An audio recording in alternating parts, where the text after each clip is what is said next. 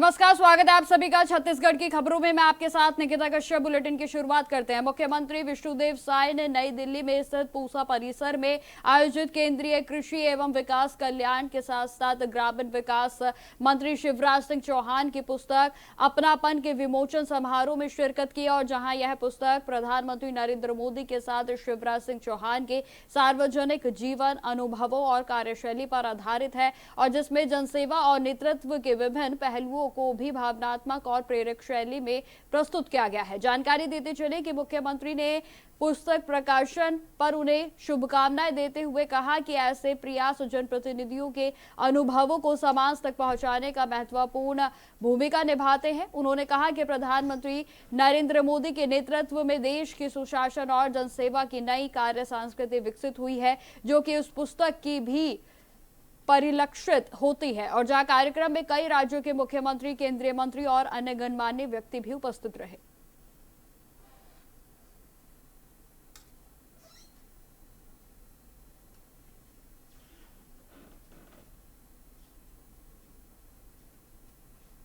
खबर दुर्ग से है, जहां शहर में एक नई पहचान अब मिली है। जी हां, आपको बता दें कि एक इनर व्हील क्लब का द्वारा विकसित इनर व्हील चौक का भव्य उद्घाटन किया गया और जहां महापौर अलका बागमार ने फीता काटकर चौक का शुभारंभ किया है। जानकारी देते चले कि कार्यक्रम में पायल अग्रवाल समेत सोनिया आनंद और शिक्षा विभाग की एड डायरेक्टर कल्पना गोस्वामी विशेष रूप से मौजूद रही। इस दौरान क्लब की ओर से सभी अतिथियों का सम्मान किया गया और जहां ट्रैफिक व्यवस्था में सहयोग देने वाली टीम, इलेक्ट्रॉनिक मीडिया, तो वहीं नगर निगम कर्मचारियों को भी स्मृति चिन्ह देकर सम्मानित किया गया। और जहां क्लब की अध्यक्ष नताशा दुआ ने सभी सदस्यों, अतिथियों का आभार व्यक्त किया, तो वहीं सचिव स्नेहा मित्तल ने इस मौके पर कहा कि यह इनर व्हील चौक शहर की नई पहचान बनेगा। जहां कार्यक्रम के दौरान महापौर अलका बागमार की विवाह वर्षगांठ भी केक काटकर मनाई गई।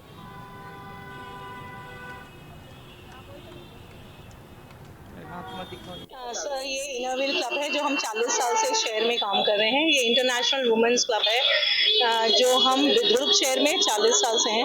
मैं 41st क्लब की प्रेसिडेंट हूँ, मिसेस नताशा दुआ। और हमने ये हमारे क्लब का जब हमने स्टार्ट किया था तभी मैडम से हमने मांग की थी कि हम किसी भी चौक को एक सुंदर चौक बनाना चाहते हैं ताकि हमारा शहर बहुत स्वच्छ दिखे और अच्छा दिखे, क्योंकि हमारे क्लब का मोटो ही रहा है सर्विस एंड वुमेन एम्पावरमेंट। तो इस साल हमने इस क्षेत्र में बहुत कार्य किए थे। लास्ट हमारा एक कार्यक्रम रहता था सौंदर्यकरण का और हमारे खुद का इनर व्हील ब्रांड का एक चौक जो पिछले 40 साल से हमारी पूरी कोशिश रही और इस बार अलका मैडम के सहयोग से हमें ये क्लब का एक ब्रांड का मिल गया। ये हमारा क्लब का वो आपने लोगो देखा होगा, ये क्लब का लोगो है। ये हमारी पास डिस्ट्रिक्ट चेयरमैन है मिसेस लखीसिका बहादुर। आगे क्लब के 2 शब्द ये भी बोले। और शहर को सुंदर बनाना सरकार का काम है, साथ में संस्थाओं का भी काम है। और जब छोटे छोटे संस्थाओं से छोटा छोटा सहयोग मिलता है शहर को सुंदर बनाने के लिए, तो उसका एक अलग ही खूबसूरती दिखती है। जिस तरह से आज इनर व्हील क्लब के द्वारा, इस संस्था के द्वारा ये चौक का निर्माण किया गया है, सौंदर्यीकरण किया गया है। हमारे दुर्ग शहर में अनेक चौक है और मेरा उद्देश्य है कि मेरे कार्यकाल में शहर को जितना सुंदर बना सकूं उतना सुंदर बनाऊं। इन सब के सहयोग से धीरे धीरे हमारा शहर सुंदर और स्वच्छ बनेगा। खबरों में आगे बढ़ते हैं। स्वदेश दर्शन योजना के तहत भौरमदेव क्षेत्र में चल रहे 146 करोड़ रुपए के भौरमदेव कॉरिडोर निर्माण कार्य को लेकर उप मुख्यमंत्री विजय शर्मा ने भौरमदेव में स्थित सर्किट हाउस में समीक्षा बैठक की और जहां बैठक में रायपुर से पहुंचे पर्यटन विभाग के एमडी विवेक आचार्य भी मौजूद रहे। तो वहीं बैठक के पहले उप मुख्यमंत्री विजय शर्मा ने जनप्रतिनिधियों, अधिकारियों और निर्माण एजेंसियों के इंजीनियर्स के साथ साथ ठेकेदारों के साथ भी पूरे प्रोजेक्ट एरिया का भ्रमण कर कार्यों की समीक्षा की है। और जहां इसके बाद उन्होंने बैठक लेकर परियोजना के हर हिस्से पर चल रहे काम, आगे की कार्य योजना की बारी बारी से समीक्षा की। और जहां समीक्षा बैठक में मंदिर परिसर, प्रवेश द्वार, संग्रहालय, पर्यटक सुविधाओं से जुड़े निर्माण कार्यों के प्रोजेक्ट प्लान के अनुसार बेस वर्क, परिसर में लेस स्पेकिंग, तो वहीं साथ ही साथ वृक्षारोपण और सरोवर के सौंदर्यीकरण जैसे बिंदुओं पर भी मंथन किया गया।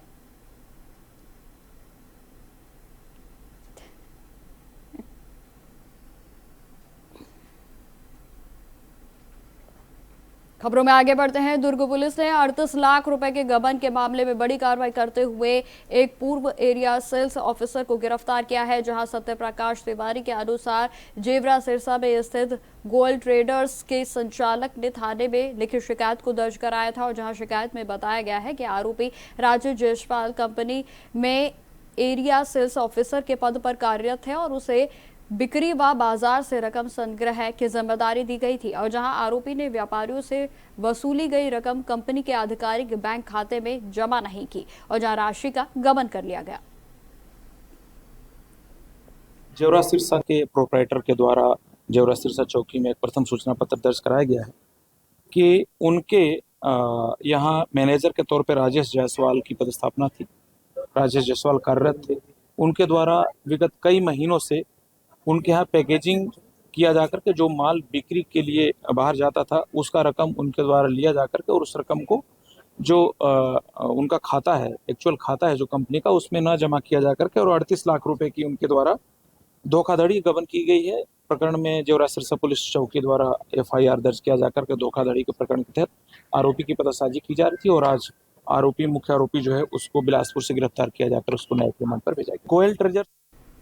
खबरों में आगे बढ़ते हैं। अब खबर भिलाई से है, जहां दुर्ग पुलिस ने फिल्मी अंदाज में संयुक्त कार्रवाई करते हुए भिलाई और दुर्ग पुलिस की कार्रवाई में अंतर्राज्यीय गिरोह के कुख्यात आरोपी नासिर हुसैन को गिरफ्तार कर लिया गया है। जहां आरोपी की तलाश में पुलिस ने दिल्ली के शाहीन बाग, मदनपुर खादर और नोएडा में 15 दिनों तक गुप्त अभियान को चलाया, तो वहीं पुलिस ने आरोपी तक पहुंचने के लिए कभी जनगणना अधिकारी तो कभी बकरा व्यापारी बनकर भी इलाके में रेकी की और आखिरकार यमुना धूर्त मार्ग पर करीब 300 किलोमीटर पीछा करने के बाद आगरा मार्ग पर घेराबंदी करते हुए आरोपी को धर दबोचा गया। जानकारी यह भी देते चले कि पुलिस जांच में सामने आया है कि आरोपी दुर्ग, भिलाई, रायपुर, बिलासपुर, भोपाल, इंदौर समेत कई शहरों में करोड़ों की चोरी की घटनाओं में शामिल रहा और जहां आरोपी के कब्जे से हीरे के कंगन, सोने चांदी के जेवर, नकदी, महंगे कपड़े और एक लग्जरी गाड़ी को भी बरामद कर लिया गया है। पुलिस अब गिरोह के अन्य सदस्यों और चोरी के माल की खरीद और बिक्री से जुड़े लोगों की भी तलाश में जुटी है। दुर्ग के सुपेला थाना क्षेत्र अंतर्गत में और पद्मनाभपुर क्षेत्र अंतर्गत में चोरी की घटनाएं हुई थी, जिसकी पतासाजी के दौरान में पहले मेरठ से एक चोर और एक सोनार, एक अन्य आरोपी को गिरफ्तार किया गया था और अन्य जो मुख्य कुख्यात आरोपी था नासिर हुसैन, ये इसके बारे में ये जानकारी थी कि ये दिल्ली में रह रहा है, परंतु इसके बारे में कोई निश्चित पता ठिकाना के बारे में जानकारी नहीं थी। हमारी दुर्ग पुलिस की टीम ने वहां पर पहुंचकर पहले तो इसके पता ठिकानों के बारे में जानकारी लिया, क्योंकि स्थानीय स्तर पर भी कोई जानकारी प्राप्त नहीं हुई, इसलिए पुलिस ने पहले उस इलाके में जो शाहीन बाग इलाका और मदनपुर खादर इलाका आता है, जो सकरी गलियां हैं और घनी आबादी है और बहुमंजिला इमारत है, इस इलाका में छुपे रहने की जानकारी प्राप्त हुई थी। हमने पहले जो वहाँ पर उस मोहल्ले में बकरा बेचने वाले व्यापारी हैं काफ़ी संख्या में, उनके माध्यम से हमने आरोपी नासिर के बारे में जानकारी एकत्रित करने की कोशिश की, परंतु उसके बारे में कोई ठोस जानकारी प्राप्त नहीं हुई। फिर उसके बाद में वहाँ पर चल रहे मतगणना का काम चल रहा था, हमारे जो स्टाफ है उन्होंने मतगणना की आड़ में आरोपी की पतासाजी के लिए। खबरों में आगे बढ़ते हैं। भिलाई और दुर्ग पुलिस ने साइबर फ्रॉड से जुड़े बड़े म्यूल अकाउंट गैंग का भंडाफोड़ किया है। आपको बता दें कि इस मामले में मास्टरमाइंड मनोज कुमार समेत 3 आरोपियों को गिरफ्तार कर लिया गया और जहां पुलिस के अनुसार आरोपी देश भर के साइबर ठगों को बैंक खाते उपलब्ध कराता था और जहां करोड़ों रुपए के संदिग्ध लेन देन में भी मदद करता था। तो वहीं जांच में यह भी सामने आया है कि वर्ष 2022 से अब तक आरोपी 200 से अधिक म्यूल अकाउंट खुलवा कर बेच चुका है। तो वहीं इन खातों को 15 से 20,000 रुपए के सेविंग और 40 से 50,000 रुपए के करंट अकाउंट के रूप में बेचा जाता था, जहां आरोपी विभिन्न बैंकों के जरिए खाते खुलवाकर उनका दुरुपयोग करता था। तो साथ ही साथ पुलिस ने आरोपियों के पास से पासबुक, ATM कार्ड्स, आधार कार्ड तो वहीं अन्य दस्तावेजों को भी बरामद करते हुए जांच को और भी तेज कर दिया है। थाना सुपेला में म्यूल अकाउंट का मामला एक अपराध पंजीबद्ध हुआ है, जिसमें मनोज कुमार भूतड़ा और उनके अन्य 2 साथी हैं, उन्होंने घटना को अंजाम दी है। 2022 से लगातार म्यूल अकाउंट, जिसमें पासबुक, ATM, सिम कार्ड और चेक बुक ये लोगों के खाता लेकर जो साइबर ठगी करते हैं, जो साइबर फ्रॉड करते हैं, उनके पास बेचते थे। उसके बाद में ये पुनः जिस अकाउंट में पैसा रहता था, उसको ये ऑन होल्ड करके उसके पैसा को निकाल लेते थे। ये लगातार 2022 से इस तरह से घटना को अंजाम दे रहे थे। इनका जो घटना क्षेत्र है, दुर्ग के अलावा गुंडरदेही क्षेत्र, जगदलपुर क्षेत्र है। इन क्षेत्र के जो अकाउंट धारी हैं, उनसे अकाउंट लेते थे और इस तरह से घटना को अंजाम देते थे। ये इसमें जो मुख्य आरोपी है, ये मनोज कुमार भूतड़ा है। इसके 2 अन्य और साथी हैं। इनको पुलिस ने आज म्यूल अकाउंट के मामले में, अपराध के मामले में गिरफ्तार किया है। कितने अकाउंट वगैरह इनके पास से जो अकाउंट बरामद हुए हैं, 11 पासबुक, 7 एटीएम कार्ड, 3 फीमो पेमेंट है और 3 आधार कार्ड है और पैन कार्ड ये बरामद हुए हैं। तो जिन आरोपी को देखा था साइबर ठगी करने वालों तक भी पहुंच रही है? अभी पहुंचेगी, क्योंकि ये ऑन रिकॉर्ड है हमारे पास में। साइबर जो इन्वेस्टिगेशन हो रही है, उसमें कहाँ ट्रांजैक्शन हुआ है। खबरों में आगे बढ़ते हैं। बलरामपुर जिले के सिविल अस्पताल में इलाज के दौरान एक महिला की दर्दनाक मौत के बाद हड़कंप मच गया। जहां आपको बताते चले कि जानकारी के अनुसार महिला बुखार की शिकायत लेकर अस्पताल पहुंची थी और जहां डॉक्टरों ने उसे इंजेक्शन लगाया और जिसके बाद परिजनों के मुताबिक इंजेक्शन लगते ही महिला ने पूरे शरीर में तेज उसे खुजली होने लगी। जहां बेचैनी की शिकायत भी उसकी ओर से बताई गई, तो वहीं हालात बिगड़ने के बाद इलाज शुरू किया गया, लेकिन करीब 10 मिनट के भीतर ही महिला की मौत हो गई। घटना के बाद परिजनों ने अस्पताल प्रबंधन और डॉक्टरों पर लापरवाही के आरोप लगाते हुए जमकर हंगामा किया है। तो वहीं सूचना मिलते ही पुलिस मौके पर पहुंची और जहां मामले की जांच को शुरू कर दिया गया, तो वहीं अस्पताल प्रबंधन पूरे मामले में जांच के बाद कार्रवाई की बात कह रहा है।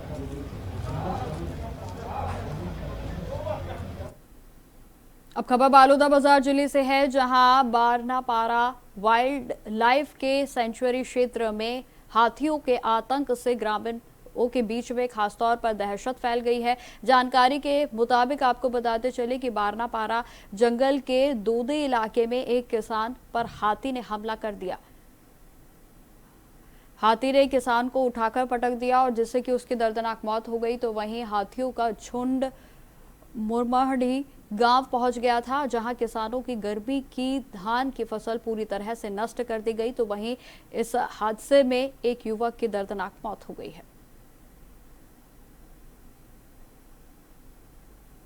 खबरें लगातार जारी रहेंगी, फिलहाल रुकते छोटे से ब्रेक के लिए।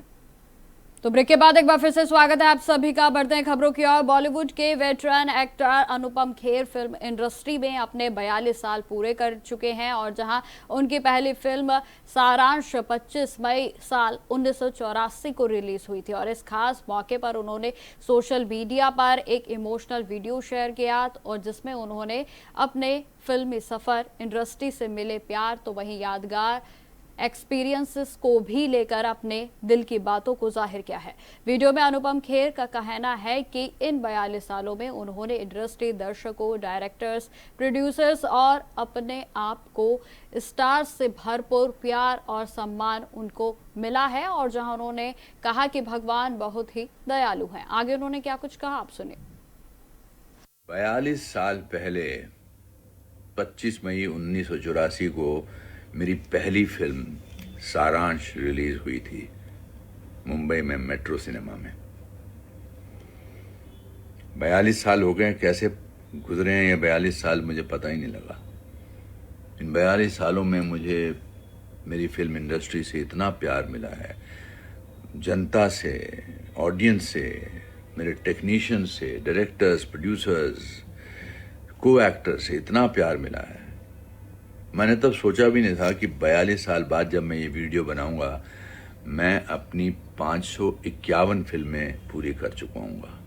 क्या बात है, ये अपने आप को मैं क्या बात नहीं बोल रहा हूँ, मैं ऊपर वाले को, उस शक्ति को बोल रहा हूँ जो इस बात का एहसास कराते हैं कि अगर आप मेहनत करो and if you don't give up, कुछ भी हो सकता है, एनीथिंग इज पॉसिबल।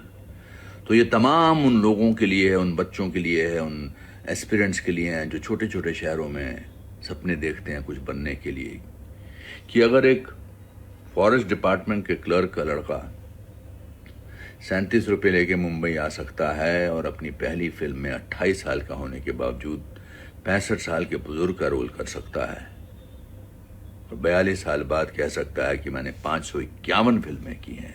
बयाल।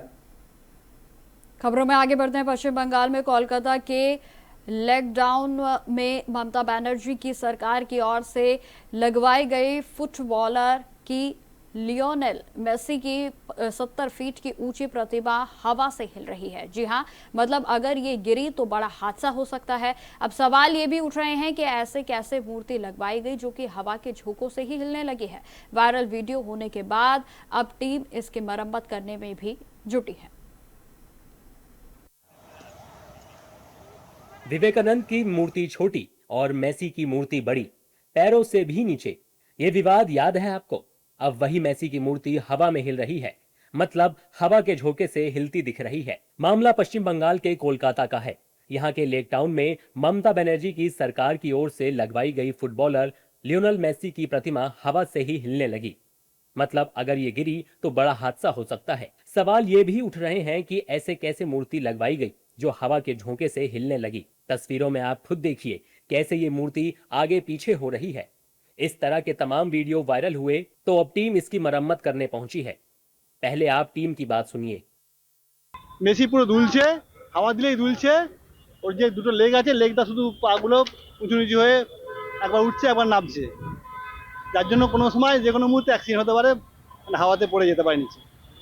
তো এটা কি আপনারা জানাবেন, এখন রিপোর্ট দেবেন? হ্যাঁ, এটা আমরা রিপোর্ট দেবো যে এই ঘটনা হচ্ছে। সাহেবরা আসছে, সাহেবরা দেখবে, আমরা যে ডিসিশনগুলি যা দেবে সেভাবে কাজ করা হয়। আপনার কি মনে হয় এটা কি এখান থেকে সরিয়ে দেওয়া উচিত? এখান থেকে সরিয়ে দেওয়া উচিত, কারণ এখানে যা অবস্থা আছে, এখানে কিভাবে কি আছে সেভাবে ফাউন্ডেশন বোর্ড তো ঠিক আমরা জানি না। অতএব ফাউন্ডেশন বোর্ড নতুন করে করলে এগুলো সব ঠিক থাকবে, তাছাড়া এগুলো উল্টে যে কোনো মুহূর্তে উল্টে পড়ে যেতে পারে। 70 फीट ऊंची प्रतिमा का हवा के झोंके से हिलना बड़े सवाल खड़े करता है। ये वही प्रतिमा है जिस पर बवाल भी हुआ था। बीजेपी ने तत्कालीन ममता सरकार पर सवाल उठाए थे कि क्या मेसी विवेकानंद से बड़े हो गए, जो उनकी प्रतिमा इतनी बड़ी और पैरों से भी नीचे विवेकानंद की प्रतिमा है।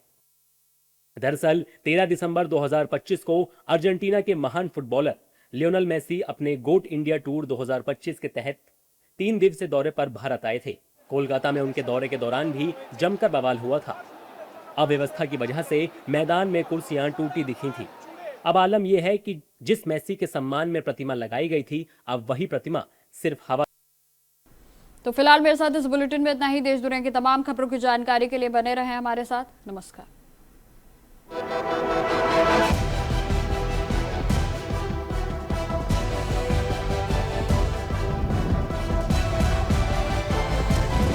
इंडिया टॉक्स, आपकी सोच, आपकी आवाज।